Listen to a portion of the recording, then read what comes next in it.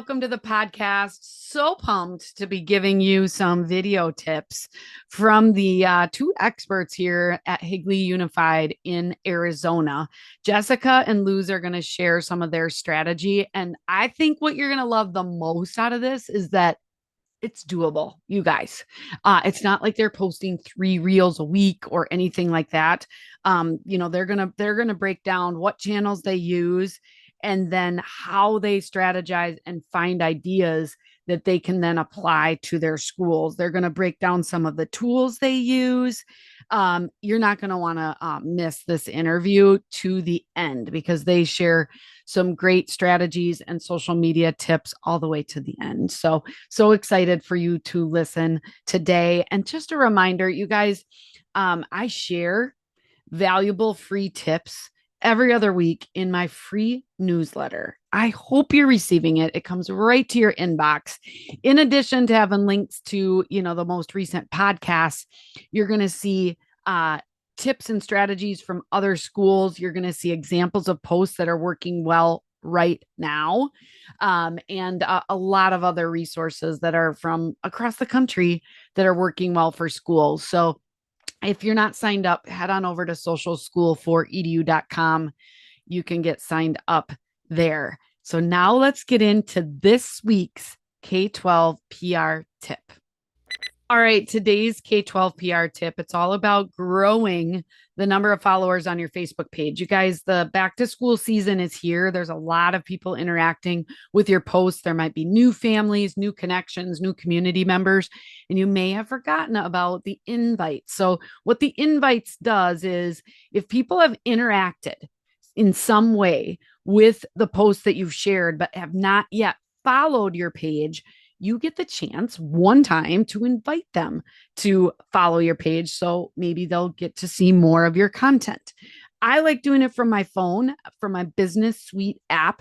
You simply scroll to the bottom of the main page that opens up and it says audience growth, post reactions, and you get to send invites. And you can click on the names, you can select all, and you can send invites, and they're going to be invited to follow your page. You can also do it on the home screen of your Business Suite app on your desktop. You just scroll down on the main home page. You're going to get to a grow your audience section. And mine says, reach out to people who interacted with your content, and you can send invites there. This little tip will help. I recommend doing this probably on a weekly basis of always going in to invite those people. They'll simply get an invitation that the school district or whatever your Facebook page name is has invited you to follow their page. Great way to reach more people this school year with your social media storytelling. Now let's get back to this week's episode interview with my experts at Higley Unified from Arizona. All right, 2 for the price of 1 today on today's podcast. I am so excited to introduce you to Jessica Bautista and Luz Capiral. I think I butchered that. But very excited. I learned from them at the ASPRA conference this summer. They did a great breakout on video, and I wanted to have them share on the podcast. So why don't, Jessica, maybe you go first and share your background and then your roles at Higley Unified. So we can start with you, Jess. Sure. So I came to kind of the public relations and marketing field via journalism. I started out my career as a TV news reporter, shooting, writing, editing video stories, and transitioned over to the public sector and working in public relations. And then I transitioned over to leadership, and now I'm the director of marketing and public information for Higley Unified School District. Awesome. And Luz? I actually came up on my 1-year anniversary at Higley Unified last week. So I'm a marketing specialist for Higley Unified, and I basically oversee like the social media and the marketing. And before going into Higley Unified, I was actually a student at the University of Central Florida, where I studied marketing and business administrations. And through that, I went through internships with local businesses like music companies and a small nonprofit school for girls, which is where I kind of got in the inspiration of like going into education through that internship. So it's very nice so far. Yeah. And you've made such a difference since you've, been added to the team. So, Jessica, can you tell me a little bit more about Higley Unified? How big is it? How many schools? And maybe just a little bit more of your complete communications department. Sure. So Higley Unified is a school district in the East Valley of Phoenix, Arizona. We have 15 schools and one virtual academy. We have about 13,100 students enrolled. And our department is a department of 5. So myself as the director, and then we have Luz as the marketing specialist. We also have a graphic designer, a multimedia specialist who does videography and photography, and an administrative assistant who is also kind of our jack of all trades. Yes. And that makes up our team. Okay, awesome. So about 13,000 students. You got a really nice staff size for the size of your school. Not everybody's blessed with that many folks, but you guys do a really good job with especially your social media, which is obviously what this podcast is all about. So can you just tell me how social media fits within your role, how you guys handle it for the district, and then what channels you use, and whoever wants to take that question? Sure, I can kind of start and then you can talk Demographics. about, yeah. So again, we're in the East Valley of Phoenix, Arizona, and Arizona is a school choice state. So education is highly competitive here. Residents can choose to send their child to any school, public, private, charter. In our section of the East Valley, our median age is actually 34 years old. So we trend pretty young, a lot of young families out here. And in looking at our demographics, we, strategize and lean towards social because that's where our audience is. That's where a lot of our people are getting their information, and we want to be where they're already looking for information. So we do lean heavily on social media when it comes to informing our community and marketing our schools. And Luz can speak to kind of which channels we're on and which ones are growing the fastest right now. Yes, so in today's social digital world, we kind of make use of most of our resources. We are on Instagram, we are on Twitter, X, we are on Facebook, and we recently just started utilizing Nextdoor, and we are also on YouTube for our other videos that are like more production wise, like based, that are not reels. So we are on those, and especially like I said, in the digital world, it's easier to like get your information through your phone. So social media is a big part of our strategy. Yeah. And Luz, you help run the social media, I'm assuming, for the district. How do you guys tackle social media when it comes to your 15 schools? Do they have their own pages and are responsible for their own content, or how does that work? Yes, so we do have brand ambassadors that tell us when there are events or anything cool that we can capture. They also send us content that we can also use and post on our district social media pages. And if we do have time, we go on site and capture the content ourselves. And those brand ambassadors often run the social media accounts for their particular schools, if their schools choose to have them. So it's really up to the administrator whether or not they want to be in that space, who they're communicating with. Some of them lean on their PTO organizations to communicate out on social media. So it's more of kind of an umbrella structure where we're the district office, we oversee all the district accounts, and then those brand ambassadors oversee the school specifics. Okay. And the brand ambassadors, is that just a volunteer opportunity for people, or is that like a small stipend? That's a volunteer opportunity. Okay. Oftentimes, they'll select someone or someone will volunteer who wants to advance into a leadership position in their school. Maybe they want to become a department head, something like that. And this is kind of one of those steps that they can learn more about communicating with the public and their families in the process. Okay, awesome. And you help provide a little bit of training to those folks. Yes, yeah. And we actually just started this year a quarterly newsletter that helps guide them as well. Okay, awesome. So, like I said, you did a presentation at Aspra. Fortunately, it was really short. They only gave us short amounts of time, but it was all about video strategy. And so that's really what I wanted to kind of focus on, is how you guys are using video in your social media storytelling and engagement. So just like, can you guys share like how you approach video content and kind of share where some of your ideas come from? Sure. I do know that, right now, video, it plays the best on social, right? That's going to be the one type of content that is going to reach the greatest number of people at this point. I mean, things could change. We're always looking at trends on social media, what types of content are the most engaging for users, and right now it's video. So that's where we're going to put some of our resources. And Luz can talk to kind of how she gets the inspiration for different things. So I kind of like to put myself in their shoes and see how they would view our content and see how they would get those information from the content that we post.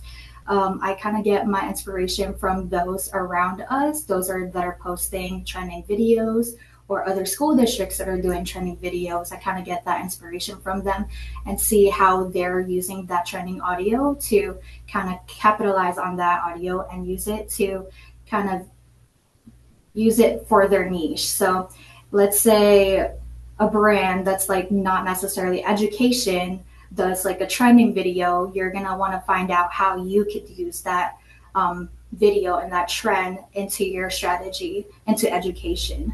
So I kind of take inspiration from that and other accounts that are also using trending audios. It doesn't necessarily have to be education. It could be other or other fields. Other fields. Yeah. So I do the same thing. I've really focused, especially in our membership group, just trying to provide some real examples. And for some reason, in my feed, because everybody's feed is kind of custom to them, but Right. in my feed, I see a lot of actually churches.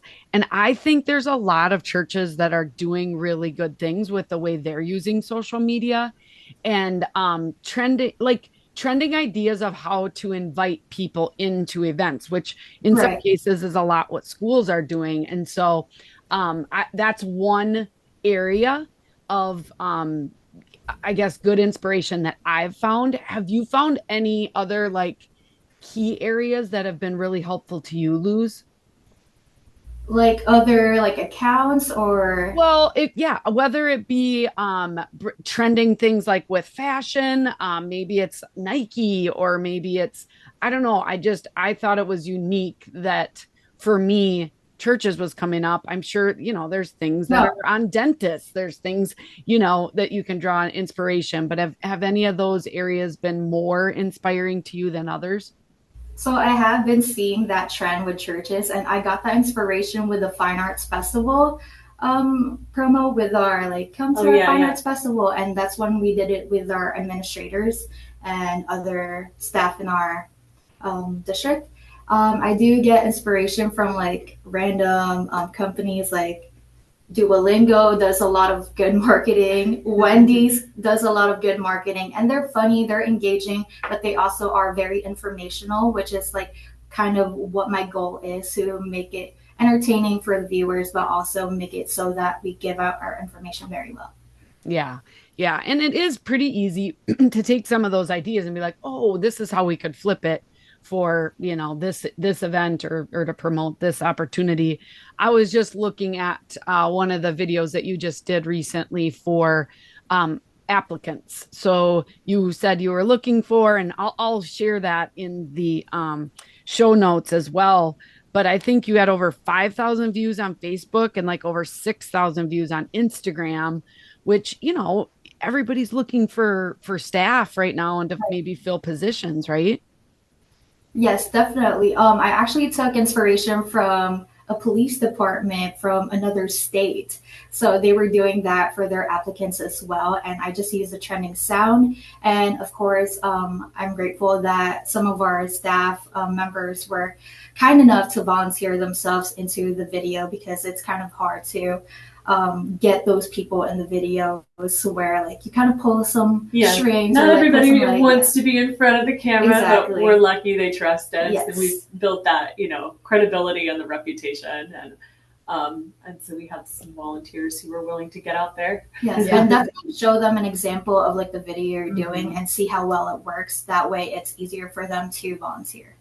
Yeah, absolutely. I just did a little shoot last night with my athletic team, and it was the We Ready, trend, Oh and a lot yeah. of people were doing it for back to school.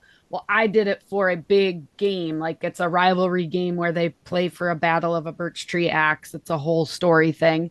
But I was able to show the cheerleaders and the football players, like, this is what we're creating, and you got to be really serious, and then we're going to break out. And a little bit of planning, and then it made it really easy, and it's reached a lot of people so far. So Yeah. I love that. And it's not copying, you guys. We call it admire and acquire. And if Yeah. it's working well in other facets, we know that it catches people's attention. And so that's really, really helpful. So Luz, when you create these videos, obviously it depends what type of video you're creating. Yes. But what tools do you use most often to create like your reels, let's say, or any other videos that you're making? So I use CapCut the most, and I also do Adobe Rush to edit and piece together videos. If I want to do like a split screen image, like how I did for the Fine Arts Festival, I used Canva and import that image onto my video on Adobe Rush or CapCut. If I'm doing like a green screen template, that's all CapCut. You find like a funny meme, a funny green screen that goes along with the video that you're using. That's CapCut as well. And basically, I use all the audios right on the app, so it reaches more Yeah, people. I think that's key too.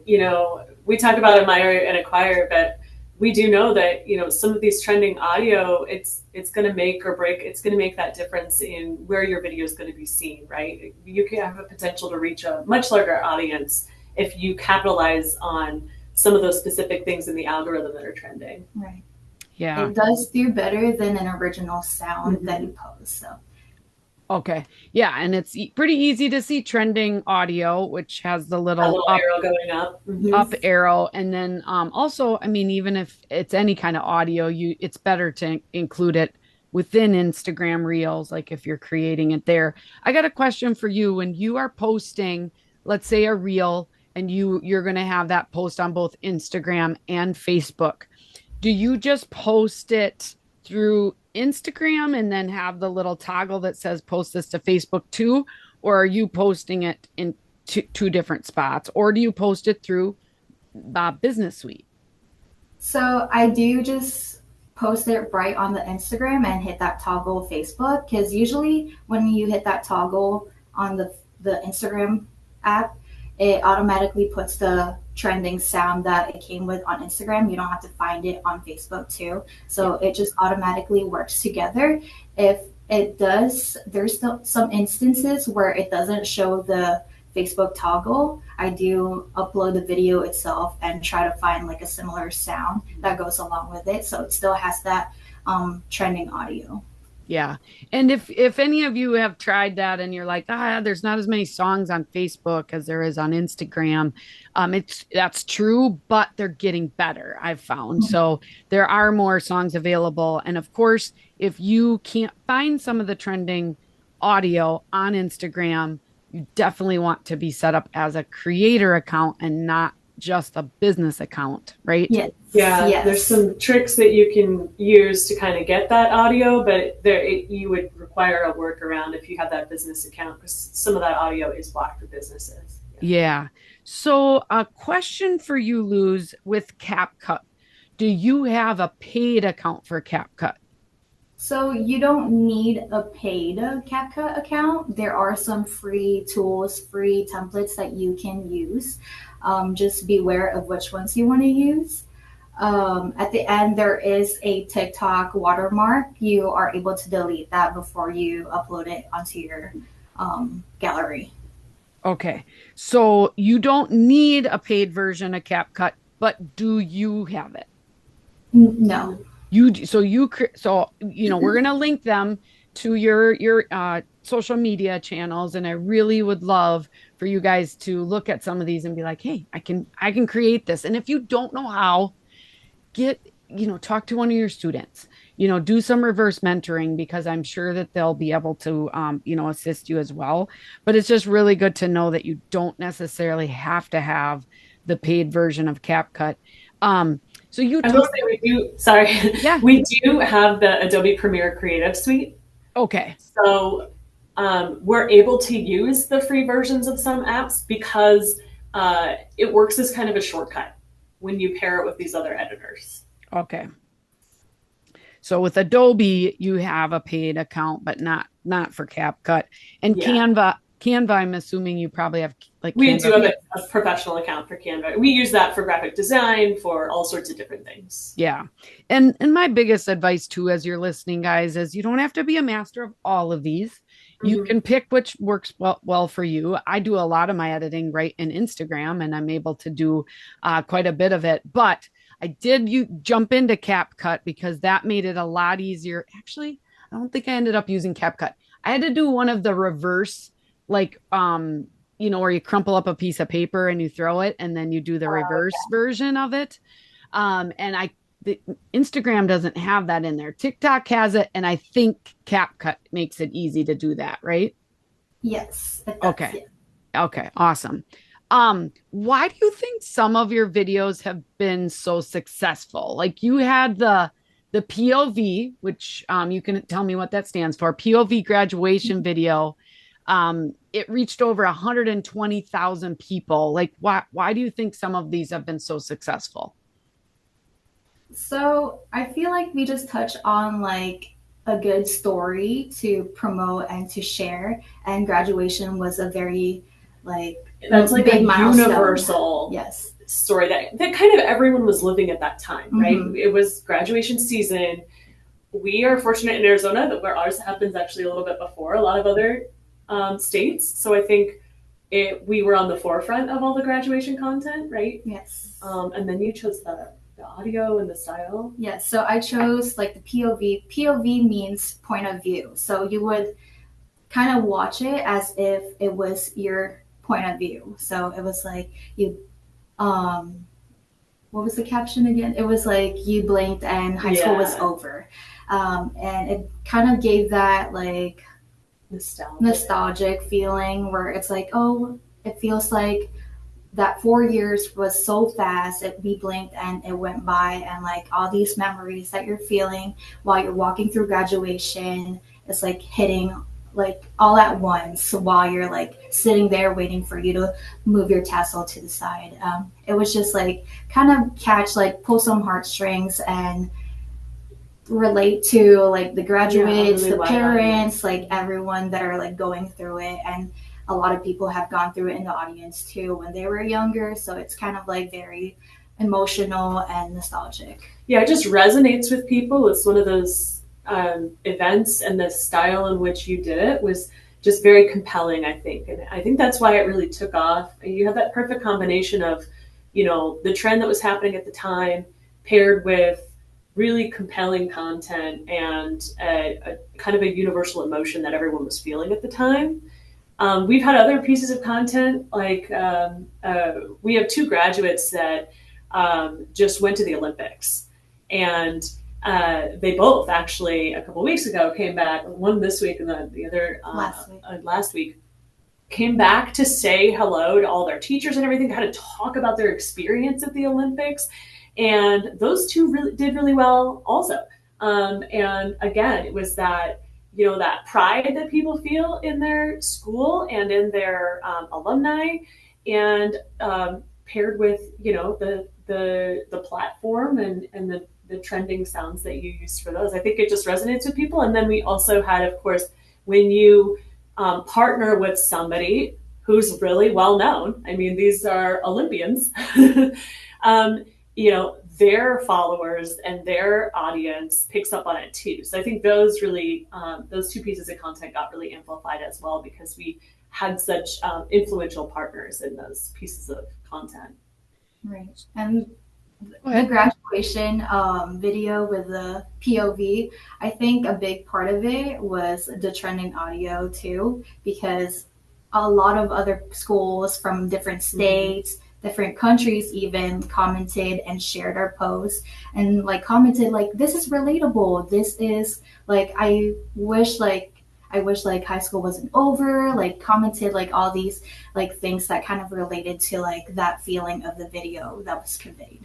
Yeah, when you move people enough to comment, it just amplifies, it snowballs even more because that engagement just builds upon itself. Yeah.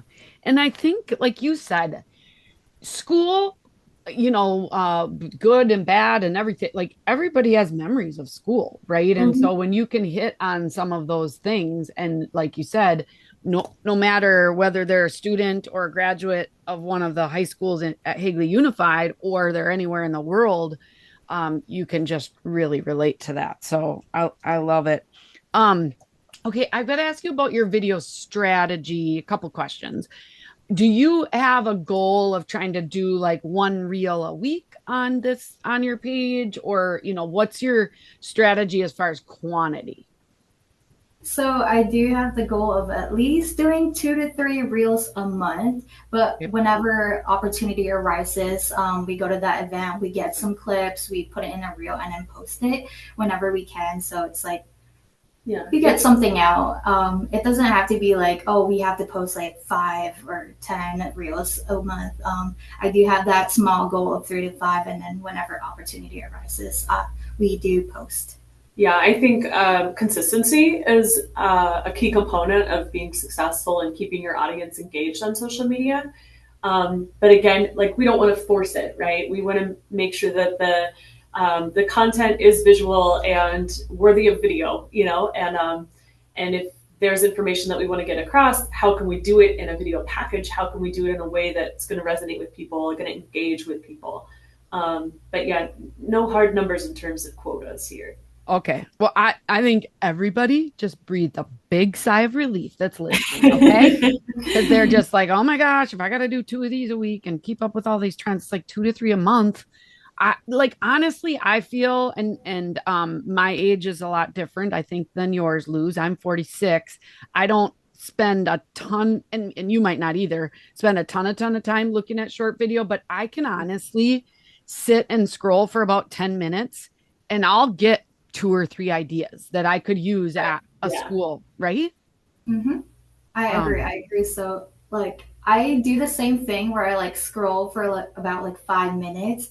I get a couple of good ideas because my feed basically is catered to me at this point. So I pretty much scroll and then 5 minutes I'm like good. I find my inspiration somewhere else, or I just think of it like what's trending right now, what was a post that I saw like before this, just kind of get that creative juices flowing, and not spend too much time scrolling, because I think that can lead to like, I don't know. You can get lost in it pretty quickly. Get lost in it. I do have like, how you can save reels to your own collection. So I have one for work, and every time I see something that inspires me and I think, oh, we should do that, or oh, this would be perfect for something like this, I'll just save it in that collection and come back to it later. That is actually a good tip. That is something I also do. I use the bookmark button if I see like a video and I have like a saved folder that says content ideas, and that's where all my video like ideas go into on Instagram. And then it's kind of nice because if you have something like recruitment, it's, that was a perfect example of, okay, we have this information that we need to get out there. We are recruiting applicants for such and such, open positions.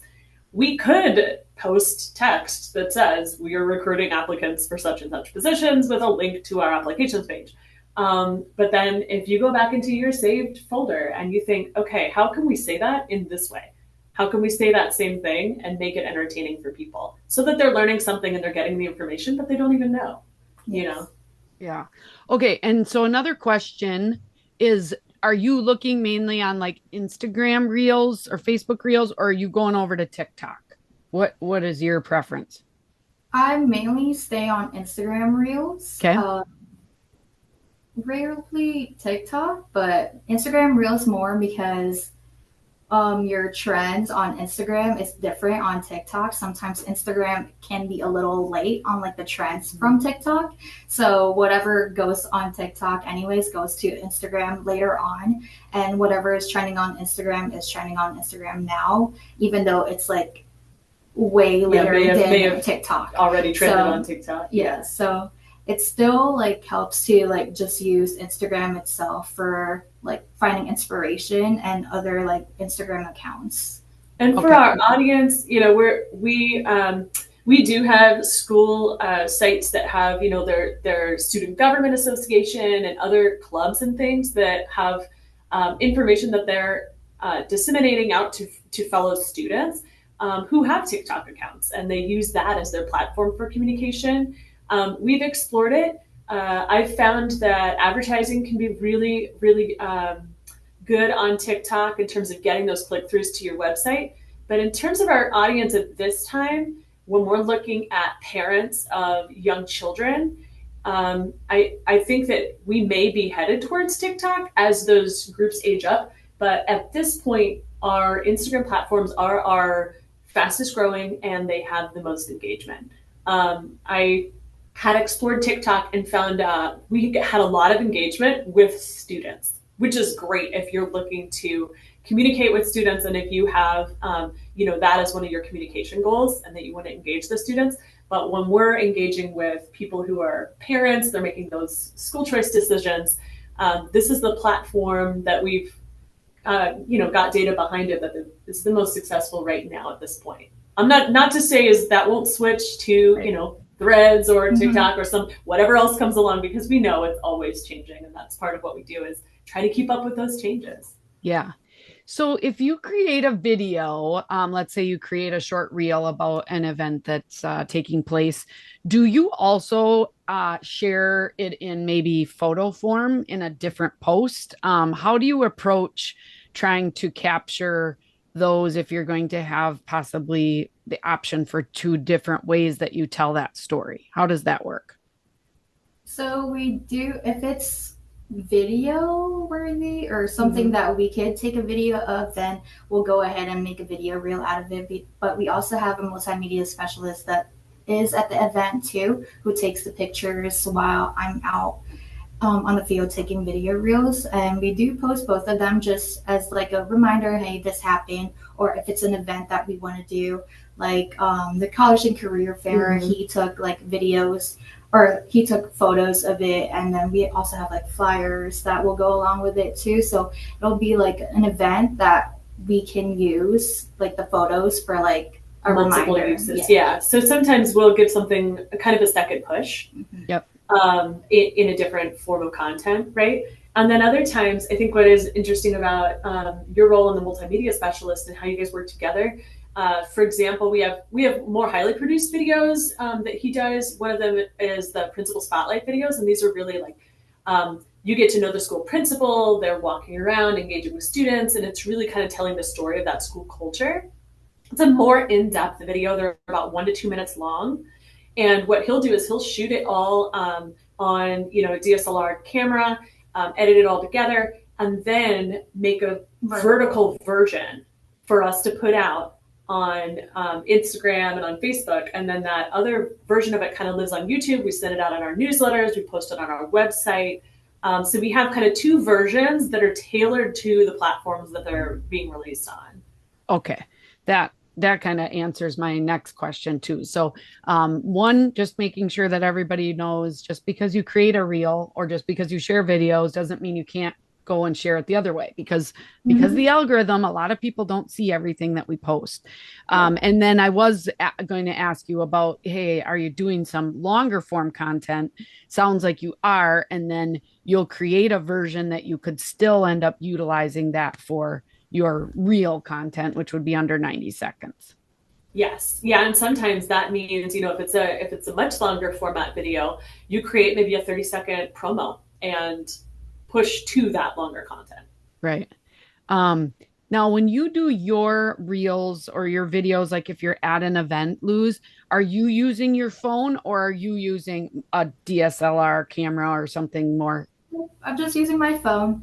It's Okay. just an iPhone 13. Okay. And then do you have any other equipment that you standardly use? Do you have like a wireless lapel mic? Is there any lighting, that kind of equipment? So if we do an event where it's like loud, we do like the road mics that Okay. are like clip-ons. Sometimes I use the Osmo gimbal. Rarely, I use that for the graduation video actually. And then if we're doing like stills, we do have a phone tripod. But I Okay. basically just use my hands and like use the motion of my own hands and see where that goes. Yeah. Well, and people love authentic video that doesn't have to be super edited or, super fancy. And so I love that. So wondering, I'm just watching over here, your principal video, and it's very, very, very good. So as we wrap up, what is the biggest takeaway you want to leave listeners with today? So, from my background in journalism, and then I have a master's in digital audience strategy, and moving over to the marketing and public relations field, what I've learned throughout communications is the biggest thing is you find your audience, start with your audience, put yourself in their shoes, meet them where they are, and speak their language. And it doesn't necessarily mean literally speak their language, but meet them where they are. If our audience is looking on Instagram, they're in the drive lane of their school parking lot, and they're scrolling, that's where you want to be. And you want to speak their language. You want that content that's similar to the rest of the content that they're looking at, that they're looking for, so that they'll engage with you and that they'll get your message. Because really, if you're not meeting them, and going to the space where they're already getting their information and looking for information, they're not going to receive it. So really keeping your audience first in all communication. I love it. And as we kind of end here, I always like to ask your best social media tip. So, Luz, do you want to go first with what would you say is your best social media tip for listeners? Yes, I would say be authentic, be genuine, and be relatable to your content and what you put out because I think that's what engages a lot of your audience attention. And basically, just adapt a strategy that works for you and what's best for your audience. Yes, I love it. No And need for fancy things. Just Just be authentic. yourself. Yeah. Yes. yeah, and Jessica, do you have your best social media tip? I would say don't be afraid to fail. Take risks. A lot of people, and it's the authenticity too, is they're scared to put themselves out there, but really, people are going to relate, to what they have in common with you, and if you're authentic and genuine, and if you are not afraid to have fun, to take risks, play around a little bit, I think it really pays off. Some of our reels are really short, really sweet, really fun. And they end up performing the best out of all the content, and I think it's just not being afraid to try something a little bit different. Yeah, I love that. Great advice. So, I definitely recommend to everybody, if you want to stay up to date on some trends and how they apply, especially to schools, follow Higley Unified. Okay. They're out there on Instagram. Very easy to just check out their reels and you can admire and acquire as well. Um, Absolutely. what's the best way to stay connected to you if people want to reach out? Maybe they have some additional questions. Sure. Well, on Instagram, we're at Higley365. You can always direct message us there. And then our email addresses are both listed on the website at husd.org. And I'm also on X at Our Life in AZ as just a personal user, and I'm happy to answer any questions. Luz? Just shoot me an email. Find my contact information at husd.org. Mm-hmm. Yeah, and I'll put your emails if it's okay just in the show notes and you guys will link to some of the videos that we were talking about. I talked a little bit about the hiring video. They talked about the point of view video so you guys can check that out as well. Thank you guys so much for hanging out with me today. I learned a lot and I just love to see the work that you're doing. So keep it up this school year. Thank you so much for having much. us. Thank Yeah. you. Yeah. And thanks everybody for listening in. We'll be back next week with another fabulous guest. I'm not sure if it's going to be two people. So you really lucked out today. But until then, you guys keep telling those stories. Bye-bye. Thank you. Bye-bye. Bye.